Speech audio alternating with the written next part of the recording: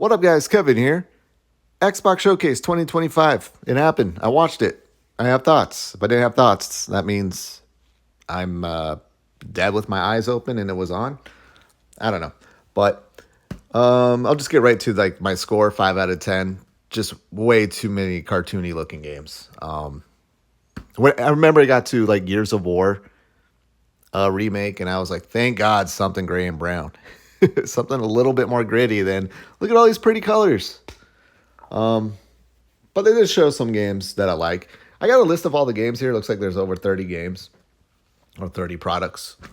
I guess I'll go over each one, though I probably won't remember many of these because many of these games are just cartoony indie shit. But Xbox, like good on them just showing games and showing gameplay. They nailed it there. They can really only work with what the developers give them that they're working on, and apparently everyone's working on a cartoony, whimsical game, indie light game. But I mean, overall, good job putting this together. I'm seeing some people say, it's personality less. It looks like it was for shareholders. Well, I'm a shareholder. I think one of my mutual funds holds Microsoft, but yeah, they just show games, and I appreciate it. And they did show if it was coming to PS5. Didn't see that many Switch, which people are now saying, well, that means there's a direct. They always do a direct. Doesn't Nintendo always do a direct? let's act surprised that there's a Nintendo direct coming. But yeah, I'll probably come this week, next week. I need something to play on my Switch. I'm about to go get Bravely Default. I probably will, but I got nothing else to play on my Switch too. But yeah, Xbox Showcase. I'll just go down the list I have here. Outer Worlds 2. They did a thing at the end, the direct. I couldn't really get into Outer Worlds 1. Obsidian, I feel like there's just so much potential, but they just make these, again, cartoony, whimsical games that I'm just like, man, I feel like you guys are a little bit more than that. I feel like you make games that should cater to a 37-year-old me, adult male, but you try to go for the younger crowd. And it's like Outer Worlds 2, Grounded 2, we'll get to that in a minute. Even Avowed, it's like the colors, and I don't know what they're doing over there. They just disappoint me so much. So much. I think the best thing they made recently was Pentiment, which was kind of cartoony in a way. But the theme, and it wasn't like bright, super bright, flashy colors in your face that makes you go, ooh. Every time I saw a cartoony game, I just went, ooh. So I feel like that's the crowd that they're trying to get. The people that go, ooh, pretty colors. But yeah, Outer Worlds 2, it looks cool, but I feel like if I wasn't really into the Outer Worlds 1, may not be into this. High in Life 2, another cartoony game, but I can give this one a pass because first one was huge. It was such a huge game. I think it was like the biggest like third-party game on Game Pass at that time. So yeah, High on Life 2, didn't play it, but happy for the people that look forward to that. Didn't the writers or the writer, the dude, Justin, whatever, do some bad stuff and they fired him? But I think his name got cleared, so I don't know what's going on there. So I don't know about that one. What's next? Res. Oh, see, yeah, the first half of this show was actually pretty good. Resident: A Plague Tale Legacy 2026. I love A Plague's Tale. I'm excited for this. This one looked good. This one looked really good. And then we got the Asus ROG Xbox Ally. So it's just the ROG Ally, but with the Xbox user interface. People have a lot of issues, and so did I. You just like launch into Windows like it's a Windows computer when you go into the ROG Ally. And it's a little bit hassle, but I gotta say, the ROG Ally is my favorite of the portable gaming machines, including the Switch. Way better than the Steam Deck. So I'm excited for this, actually. Not excited for what the price is going to be. We're probably looking more towards $1,000 than $500. But this is cool. I can understand why Xbox probably ditched their own, like, yeah, this product's good. And I think it will play at least what Game Pass and Xbox Play Anywhere games. I don't know if it'll be an entire library, but yeah, this is like this and an Xbox and a PC is all you need, and then a Switch if you want to play Nintendo games. Um, yeah, that's cool. The Blood of the Dawnwalker. I think these were the guys from Witcher or CD Projekt Red. So it just looks like a vampiric Witcher. Uh, what 2026? I'm looking forward to this one. I'm looking forward to this. May have some jank, but yeah, this look good. Super Meat Boy 3D, another cartoony game, but I'll allow it. I don't really care for the Super Meat Boy games. I never played them, but this one looks like something I could check out. A lot of these games are coming to Game Pass too. Ninja Gaiden 4, like, all right, hell yeah, I love the Ninja Gaiden games. This looks so good. It looks so good.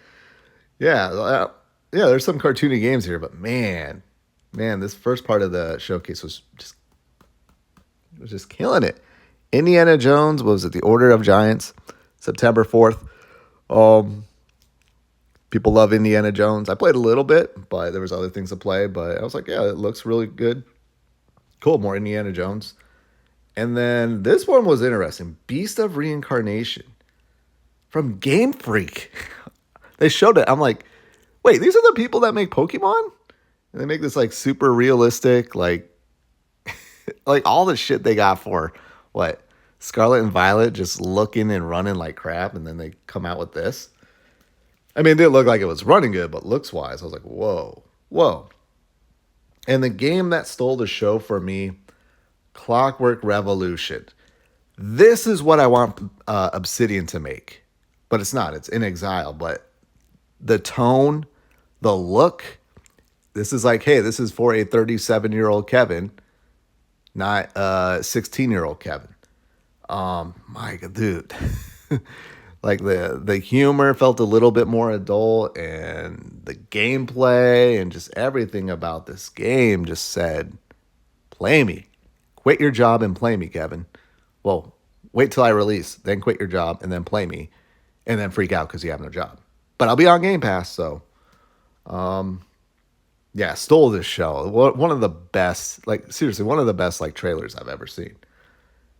And then they went into Grounded too, more kitty Obsidian shit, but people love Grounded, so I can't fault them too much when people love their games and they get played by the millions. Chronos: A New Dawn, I think that's a Bluebird horror game. Another Bluebird game, but they did pretty good with Silent Hill, so this would actually look pretty good. And then Elder Scrolls Online, Athlon. Don't remember. It was at that space. That lady crashed on like some icy planet, and then it's like a platforming game. There are no ghosts at the barn at the Grand. Can't read my writing. That looked cool. That looked cool. A little whimsical, but again, cartoony and whimsical. Look cool. That's all these games are probably still solid, maybe 7 out of 10s that they showed. Like, oh, this could be a still solid 7 out of 10, but just cartoony shit. What else? Age of Mythology Retold. Cool if you're into that. I'm not. Mudang. I don't know what this was. I don't know if it's like a PV. It looks like PVE. And you play as different characters. It looks like it could be cool. I feel like I'm gonna find out like, oh yeah, this game has launched in Korea for like the last 10 years and played by 100 billion players, but you never heard of it. And when it comes out, you'll hear about it for a day and then go back to never hearing about it again. Looked kind of cool. It wasn't cartoony, so I was like, oh. Planet of Lana 2, more indie shit. Never played the first one. I think people like the first one. I think that's why they made a second one. Not for me. Fallout 76, fishing. Fallout 76, I feel like people respect it. Remember it came out, it didn't come out in a good state. Then for years, people were like, Then I played some of it. I'm like, Fallout 76 isn't that bad, people. And I think people are coming around to it, but I don't plan on going back to it. Solo Leveling Arise. One of these anime anime games, like literal anime games that seem to always come out and make a crap ton of money, but no one plays it. At least no one I know play it. But solo leveling is the shit. It's really good. It's really good. Frieren deserves anime of the year, but solo leveling is really good. About to finish season 2. And yeah, I would not be surprised out of all the games, this one sells the most. Well, besides the last game that they show, which was funny, but we'll get to that in a minute. Was it Animo? That's that like gotcha game for girls. Cool. Tony Hawk 3 and 4. I love Tony Hawk. That was my childhood. 3 and 4, they have Michelangelo, Ninja Turtle. They got Doom Guy. It's Tony Hawk. Looked a little bit cartoony. They remade it to looking cartoony, but I'll allow it. Then at Fate's End, I think this is from the Spirit Fair people. Looked pretty cool. Kind of looks Slay the Spire-ish. Metroidvania. Like, pretty cool. Probably won't play it. Gears of War. I already played it. Then maybe the game I'm looking forward to the most, but it's a game I already played, but it is one of my favorite games ever. Persona 4 Revival. And yeah, this game is really special. One of the best games ever. The best Persona game. Persona 4 Golden is the best Persona game ever. People who love 5, I'm like, you just didn't play 4. And then if you play 4 and you still like 5, it's just, it's probably because it's a little bit dated for you. But man, I have never ended a game like Persona 4 and just felt so sad I don't get to hang out with these characters ever again. This game, it's awesome. It will make you a believer into JRPGs.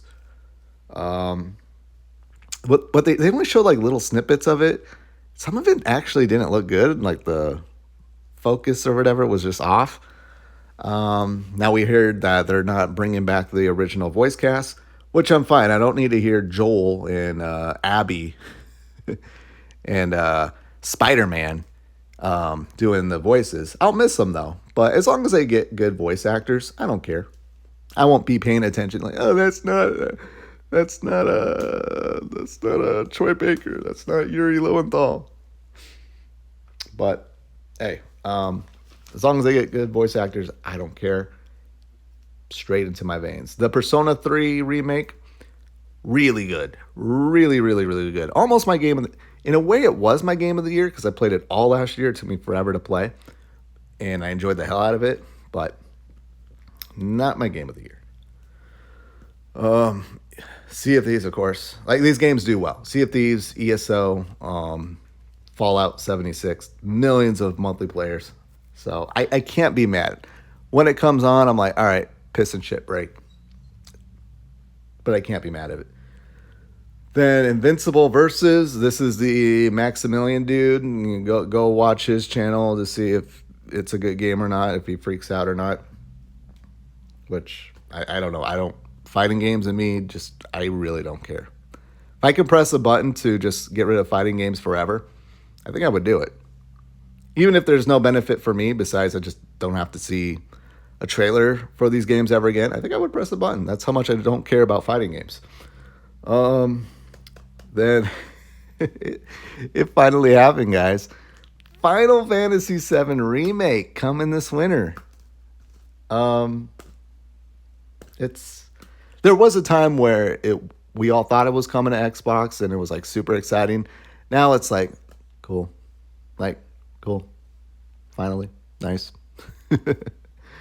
5 years, more than 5 years later, coming to Xbox, and one of my favorite games of all time. I remember I played this game the first time and I really didn't like it. Then they did the 60 FPS patch and everything for the PS5 version, the Intergrade, and I fell in love with it. I don't know what the difference was besides just better lighting and graphics, and they fixed the door and running at 60 FPS, but I really loved it. And replaying it, you know how much I hate replaying games?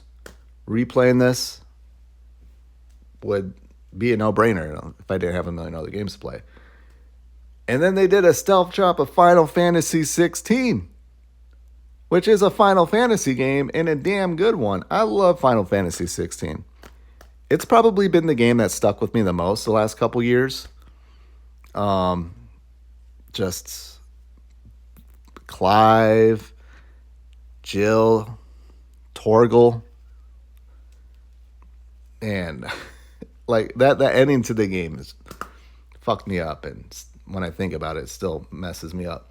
Final Fantasy 16, just I can understand why people don't like it, but for me, I think they walked the line of doing something very modern and modern gameplay mechanics.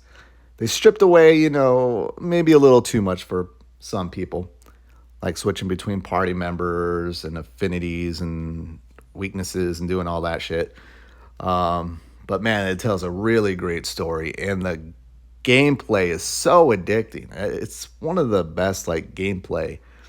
I think about what game did I just beat? Expedition 33. Just the gameplay of like, oh, it's turn based, but there's like a parry mechanic and a dodge mechanic and jump mechanic in it that makes it feel really fresh and new. Like, yeah, but man, just the way Final Fantasy 16 did it with all